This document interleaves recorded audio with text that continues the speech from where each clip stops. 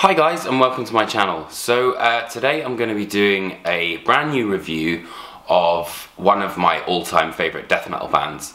They released their previous album Skeletal Domain in 2014 and before that was Torture in 2012. It is of course Cannibal Corpse!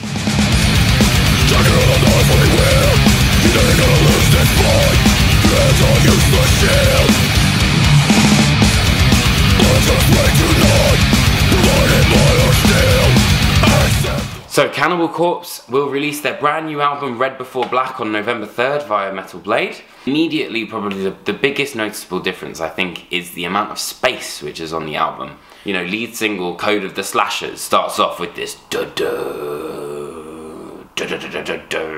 which is brilliant, and I think that as the band are getting older, they're understanding that sometimes you don't have to have like frenetic thrashing the whole time.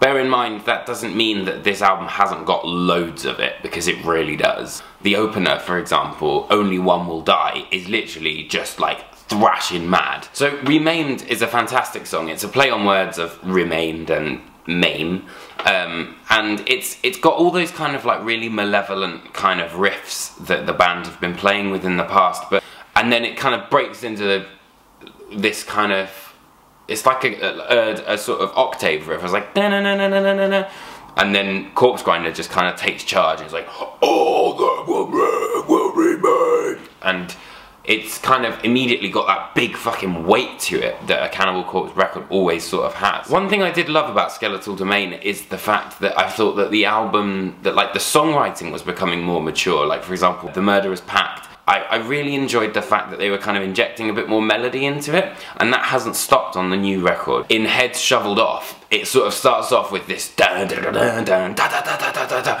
and that kind of primal drumming that Paul Mazurkiewicz is so kind of known for. But then it gets into the groove and it's got this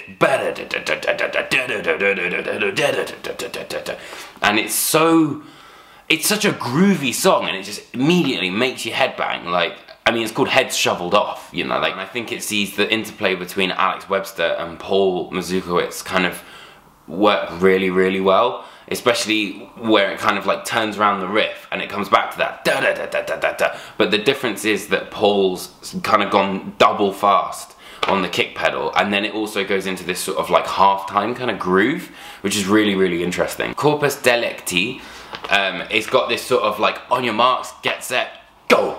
And it kind of starts off with this introduction where Cannibal Corpse are almost like, okay, well, see if you can make it that far and then we'll try and come after you. I feel like that's a kind of running theme for the record, and you know, like this kind of inescapable sense that Cannibal Corpse have got with them, mainly because of the weight behind their riffs, but also just like this kind of, this sort of, like, you know, we are literally running at you like a rabid, crazy fucking psychopath. One of the most interesting tracks, I think, on the record is Scavenger Consuming Death. It starts off literally like just with an open ring out chord, and then Webster's ding ding ding ding ding ding ding ding ding ding ding, and then it comes back in with this like this huge kind of like open note, and then midway through the song, I think, is where Corpse Grinder again kind of deserves a real mention, because his pronunciation of Scavenger Consuming Death works with Mazurkiewicz's drums, so it's like Scavenger Consuming Death, so it's like da da da da, and it really has this sort of effect on the listener, especially when again they play with more dynamics and they bring in the different kind of drum sound, which I think is fascinating. One bit I was a little bit disappointed about was a track called Firestorm Vengeance.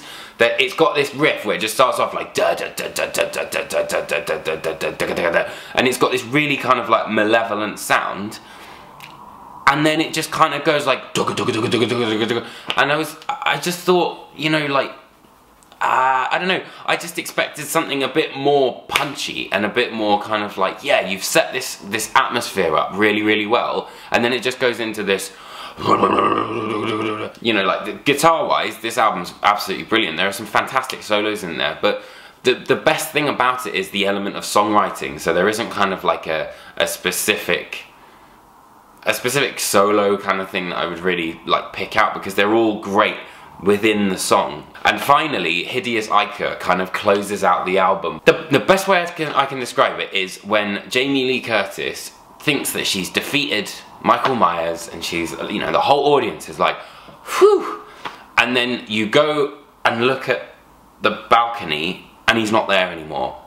That's what the end of a Cannibal Corpse album is. I think that Cannibal Corpse are the Leatherface, you know, they're the Michael Myers, they're the Freddy Kruegers, they're the Jason Voorhees. Like, it's this kind of inescapable power that they have. You know, it doesn't matter the fact that they're walking at 2 miles an hour and you're sprinting at 20. Somehow they're gonna catch up with you. I'm actually gonna start scoring stuff now, so I would give this album 4 skulls out of 5.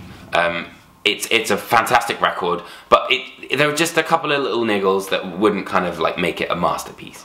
I just want to say thank you to all my subscribers. I couldn't do this without you guys. I really, really appreciate it, and I appreciate the fact that you guys are talking and telling me what I could do, what might be cool, what you might want to see, all that sort of stuff. So if you like this video, please give me a thumbs up and make sure you subscribe.